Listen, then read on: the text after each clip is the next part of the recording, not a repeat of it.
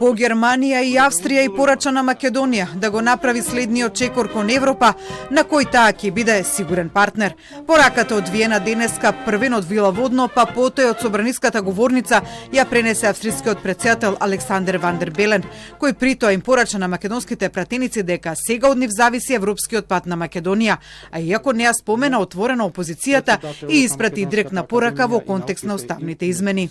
А и претходно Северна Македонија со Охридскиот рамковен договор од 2001 година стана пример во регионот. Пример за успешен соживот во јазична, етничка и религиозна различност. За да може да продолжи процесот на проширувањето, сега е потребен уште еден видлив знак на потврда на таа разноликост во вид на промена на уставот. Сакам јасно да кажам, не верувам дека е реалистично дека договорот од јули 22 година ќе се преговара уште еднаш.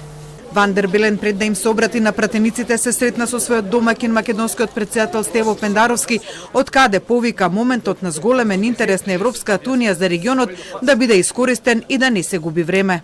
Ќе ги замолам и сите пратенички групи со многу длабоко размислување да постапат при ова прашање и да размислат што долгорочно стои на ризик, имајќи на ум дека заштитата на малцинства во Северна Македонија и онака е нешто колку што јас можам да проценам што се подразбира. Шефот на македонската држава пак во контекст на уставните измени најави дека и тој ќе делегира свој представник во работната група која треба да ги формулира уставните амандмани.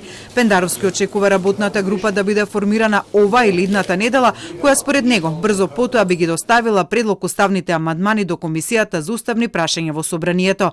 Пендаровски даде став и за одбивањето на опозицијата да делегира своји експерти во работната група. Мислам дека грешат и затоа уште еднаш и од оваа позиција ги повикувам да се вклучат и на експертско и на политичко ниво, да ги кажат своите аргументи.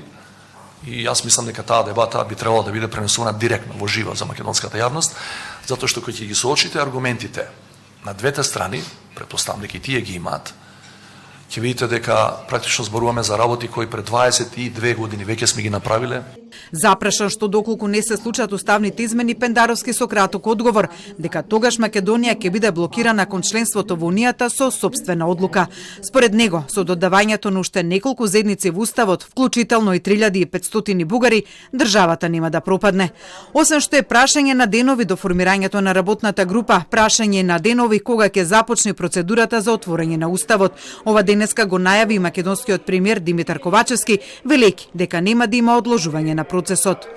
Уставните измени нема да се одложат со почетокот на со формирањето на експертската група и со нивната работа практично ќе започне процесот, кој што потоа ќе влезе нормално и во процедурите кои што се пропишани со закон. Министерот за правда Кренар Лога пак пред 2 дена и даде рок на опозицијата до идната недела да реши дали ќе учествува во работната група за уставните измени.